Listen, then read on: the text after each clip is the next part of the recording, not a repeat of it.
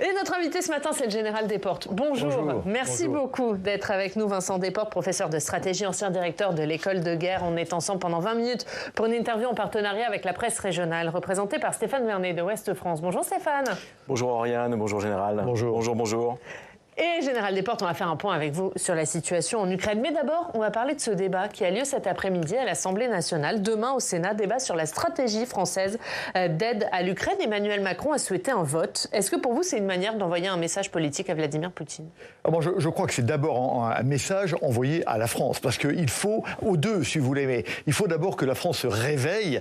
La France de Paris, mais ça c'est déjà fait, la France des provinces, toute la France comprenne que ce qui se joue aujourd'hui, c'est très grave, que cette guerre, c'est pas une guerre d'intellectuels, que c'est la guerre des Français, de chacun des Français, où se jouent leurs valeurs, où ça joue leur liberté demain, etc.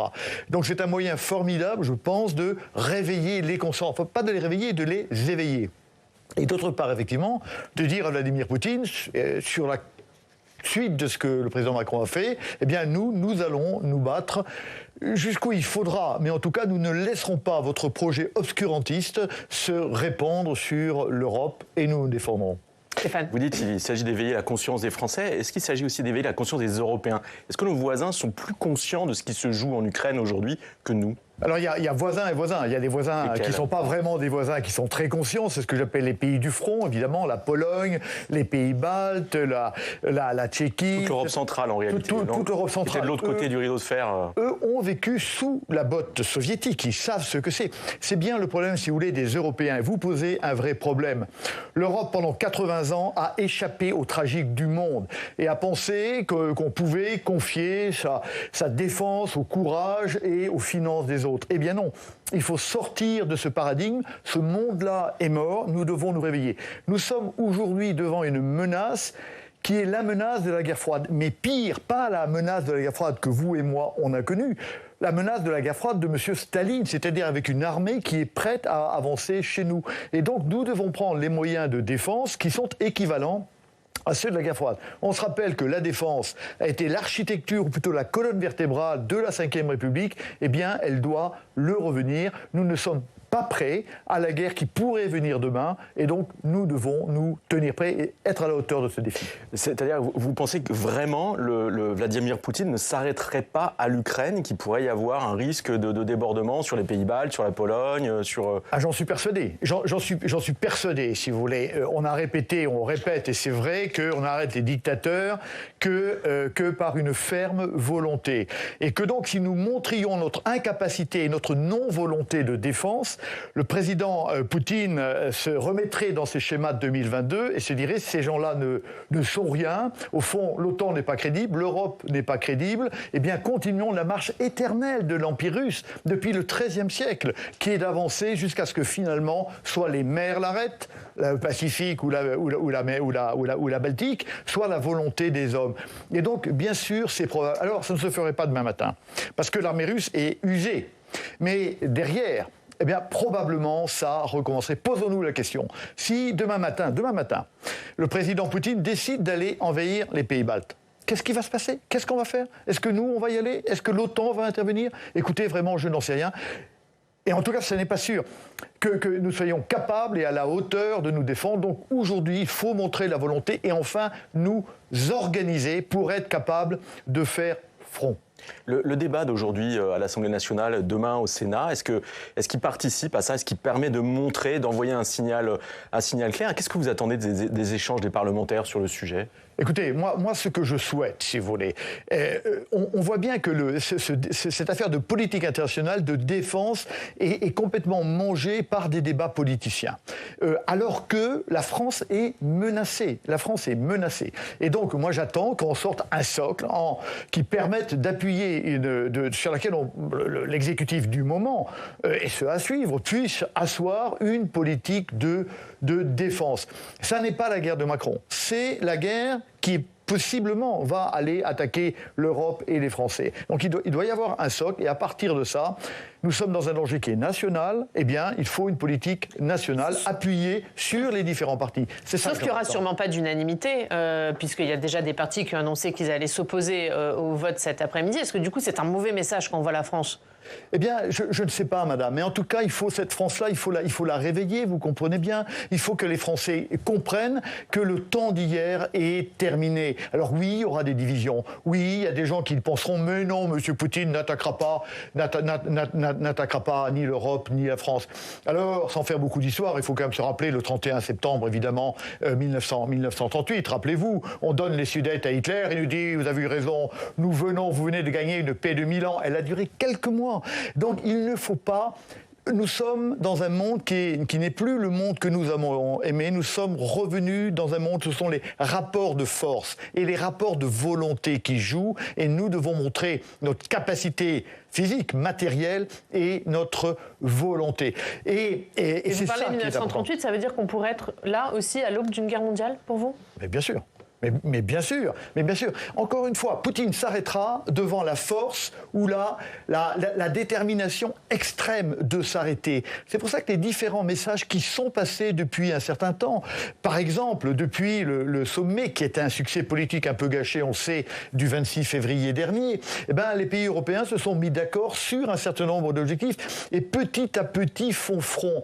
Et vous savez bien qu'il y a urgence, puisqu'il y a des chances non négligeables que le candidat Trump devienne le président Trump le 5 novembre prochain, il y a des chances non négligeables que Trump referme cette parenthèse de l'histoire qui a été la prise en compte de la défense de l'Europe par les Américains. C'est une parenthèse, ça commence à la fin des années 40 et ça va probablement se terminer avant la fin de ces années 20. Eh bien, il va falloir que l'Europe se prenne en compte pour assurer sa défense elle-même. Trump ne va pas sortir de l'OTAN le 6 novembre. Par contre, il est commander in chief. C'est-à-dire que le 6 novembre prochain, il peut faire exactement ce qu'avait fait le président américain en 2013.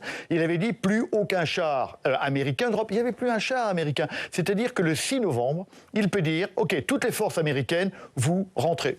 Je ne suis pas sorti de l'OTAN, mais il n'y a plus de forces américaines. Et nous nous retrouvons seuls. Et donc là, nous devons assumer notre propre défense et nous devons refaire ce que nous avons oublié de faire, nous ne savons plus faire. Ce n'est pas un problème d'argent. Ce n'est pas un problème d'argent parce que le PIB européen est 3,5 fois supérieur au PIB russe. Ce n'est pas un problème de budget militaire parce que nous dépensons beaucoup plus, nous, Européens, que les Russes pour leur défense. C'est un problème d'organisation et de volonté. Nous devons, l'Europe doit obtenir je ne parle pas d'autonomie stratégique, son autonomie opérationnelle que nous n'avons pas aujourd'hui. Sauf que le 6 novembre, c'est demain. Est-ce qu'on peut obtenir cette autonomie opérationnelle d'ici le mois de novembre ? Eh bien, madame, la réponse est non. Mais en tout cas, si à un moment donné, on ne se prend pas en compte, on n'y arrivera pas. Et donc, c'est maintenant c'est maintenant que nous devons petit à petit construire notre capacité à combattre. Nous n'avons pas, par exemple, aujourd'hui, d'état-major de force en Europe capable de conduire une opération. Le système de renseignement, de surveillance est un système américain. Les armes à longue portée sont des armes américaines. Les armes armes anti-aériennes sont des armes américaines. C'est-à-dire que nous n'avons pas la capacité à être cohérents en termes de défense au niveau européen. Il ne s'agit pas de se séparer des États-Unis, mais il s'agit de dire, au cas où vous partiriez, nous sommes quand même capables d'assurer notre propre défense, ce que nous ne sommes pas capables de faire aujourd'hui. Oui, toujours dans l'OTAN, mais avec un pilier européen autonome opérationnellement, parce que peut-être un jour, nous aurons à nous battre seuls. Les lignes ont bougé au niveau européen sur ces questions-là. C'est en train de progresser. Il y a une volonté qui change. Vous la sentez évoluer. Même si on ne peut pas être prêt pour le 6 novembre, on va quand même dans un sens d'une construction d'une défense commune européenne, de moyens financiers importants mis au service de l'industrie de l'armement en Europe. Est-ce que vous pensez que les choses évoluent ? Les choses évoluent, elles évoluent dans le bon sens, elles n'évoluent pas encore assez rapidement. Ce que la majorité des dirigeants européens sont sortis de leurs rêves, ont compris que la politique extérieure américaine était devenue erratique et imprévisible. Et et que le soutien américain n'était pas durable. Pourquoi la raison est très simple. On ne peut pas en vouloir aux Américains, mais c'est le système électoral américain qui fait qu'on passe d'un côté à l'autre. Alors avant, pendant la guerre froide, on a été républicain ou on était démocrate à la Maison-Blanche, on avait la même ligne. Pourquoi il y avait une ligne ferme qui était « nous devons nous battre contre l'Union soviétique ». Mais ça, c'est fini. Il n'y a plus de ligne verticale, de ligne structurante de politique extérieure. Eh bien, un jour, je défends l'Europe parce que je m'appelle Biden, un jour, je ne la défends plus parce que je m'appelle Trump. Et le président Macron avait raison de rappeler il y a quelques jours, notre défense ne doit pas dépendre de l'électeur américain. Nous devons être capables de nous défendre. Donc, les choses bougent. Ce qui a fait bouger en particulier, vous le savez, c'est la mort de Navalny qui a frappé, qui nous a rappelé à tous quelle était la nature du projet politique que M. Poutine voulait nous imposer. C'est la chute d'Avdiivka qui nous a bien montré que c'était la Russie qui avait l'avantage sur le moment. Et puis, c'est les propos de Trump qui a dit « moi, je ne vous défendrai pas ». C'est-à-dire qu'il a enlevé la crédibilité à l'article 5.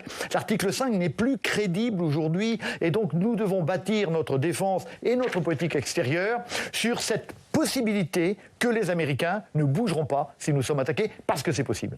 Le président de la République a radicalement changé de discours, non pas vis-à-vis de l'Ukraine, il y a toujours l'affirmation d'un soutien sans faille aux Ukrainiens depuis le début du conflit, mais il a changé de discours par rapport aux Russes. On l'a entendu notamment sur tout l'épisode où il évoquait l'éventualité d'envoyer des troupes au sol. Il a beaucoup frappé les esprits. Pourquoi est-ce qu'il a changé de ligne ?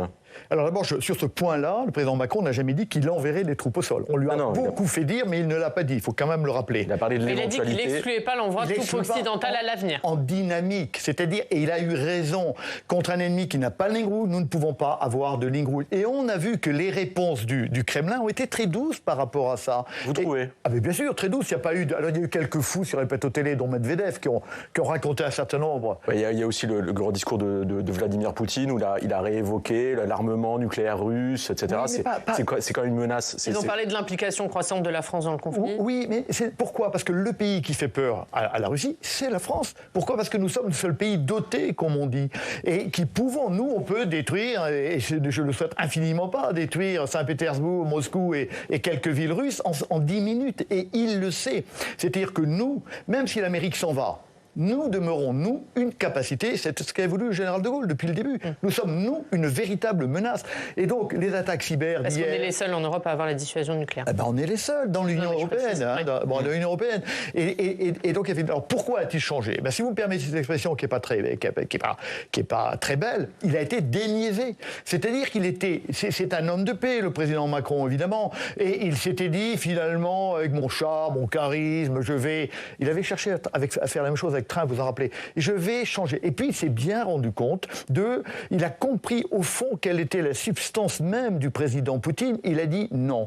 Ce type-là qu'il connaît bien, c'est ce que disait le président Hollande d'ailleurs récemment. Non, le président Poutine, il faut être fort avec lui. Donc il a compris. Et qu'est-ce qu'on aurait pu lui reprocher de ne pas évoluer au président Macron ? Il a évolué, il a pris en compte la réalité et il a compris qu'il avait une mission, qui était de réveiller l'Europe. Il le fait petit à petit. Ça gêne, mais il le fait. Sauf que lui, il a voulu faire une ambiguïté stratégique. C'est comme ça qu'il a appelé justement pour créer de la dissuasion auprès de Vladimir Poutine. Et au final, il s'est retrouvé isolé avec les autres alliés de l'Ukraine qui ont dit « mais non, hors de question d'envoyer des troupes au sol ». Est-ce qu'au final, il n'a pas fait le jeu de Poutine ? Non, alors, il y a deux choses, si vous voulez. Vous savez bien que les questions qui ont été posées aux dirigeants, c'est pas est-ce que vous êtes d'accord avec le président Macron, c'est est-ce que vous êtes prêts à envoyer les troupes au sol. Ils ont tous dit non, sauf quand même, on le remarquera, les pays du front.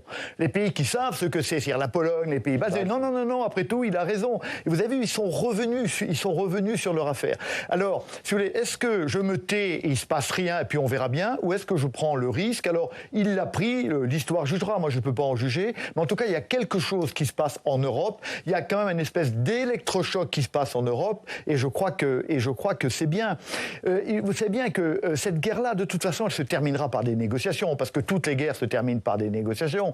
Et donc, il faut absolument créer les bonnes conditions de la négociation, et elles ne seront créées que si nous sommes forts et si nous commençons à représenter une vraie menace conventionnelle, et pas uniquement nucléaire, vis-à-vis du président Poutine. Mais c'est quoi les bonnes conditions de la négociation ? Eh bien, justement, c'est les conditions de l'impasse. Il faut qu'à un moment donné, le président Poutine considère qu'il est dans une impasse. Pourquoi on arrête la guerre ? Parce qu'à un moment donné, soit on ne peut plus rien faire, soit parce qu'on considère que continuer la guerre coûte plus cher que de l'arrêter. Et donc, c'est ces conditions-là qu'il faut créer. Alors, comment les définir? J'en sais rien. Mais en tout cas, la condition première, c'est de représenter une menace à la fois conventionnelle, et pour l'instant, ça n'est pas le cas, et nucléaire, et montrer qu'on ne cédera pas. Alors, est-ce que ça sert de continuer à casser la Russie dans un combat qui ne sera pas gagné? Non, on sait qu'en mars 2022, le président Poutine avait un accord pratiquement avec Zelensky, parce qu'il était en position de faiblesse en mars 2022, et donc il avait accordé des positions de négociation qui étaient convenables, évidemment, pour Zelensky, puisque Zelensky était sur le point de l'accepter avant que Boris Johnson lui dise de ne pas le faire. Et donc, il faut recréer ce genre de conditions. Il faut faire par la volonté et par l'existence physique d'armes. Un mot sur ce qui se passe sur le terrain, puisqu'hier, Volodymyr Zelensky a dit que les Russes n'avançaient plus et que la situation sur le front était bien meilleure pour les Ukrainiens. Il dit vrai? Alors écoutez, d'abord, tout discours de chef de guerre est un mensonge, sachons-le. C'est un discours, non mais c'est comme ça, c'est comme ça. C'est un discours politique. À qui parle-t-il quand il dit ça? Est-ce qu'il parle à ces Ukrainiens qui ne veulent pas mobiliser? Est-ce qu'il nous parle à nous en disant, écoutez, nous sommes à nouveau une équipe gagnante et vous pouvez nous aider? Parce qu'on ne perd jamais aux perdants. On ne prête pas aux perdants. Donc il faut montrer ça. Donc je ne sais pas. Moi, je serais beaucoup moins positif que lui, parce que pour l'instant, la dynamique, elle est dans le camp russe. Et pour l'instant aussi, on le voit à la télévision tous les jours, les Ukrainiens sont en train de préparer leur défense dans la profondeur, mais elle n'est pas prête. Personne ne peut dire aujourd'hui que les troupes de Poutine ne seront pas au mois d'août à Kiev et au mois de septembre à Lviv. Personne ne peut le dire. Il y a le feu au lac. C'est pour ça que l'Europe doit se réveiller. On voit bien qu'elle se réveille, mais c'est tout de suite. Il faut absolument empêcher cette percée, reconstruire derrière et produire ces conditions favorables pour les négociations qui arriveront un jour. Est-ce que l'Ukraine peut tenir face à la Russie sans l'aide américaine? Il y a 60 milliards de dollars américains d'aide militaire qui sont bloqués par le Congrès aujourd'hui. Est-ce que l'Ukraine, est-ce que l'armée ukrainienne peut tenir sur le terrain sans cette aide-là, sans les munitions, sans le matériel?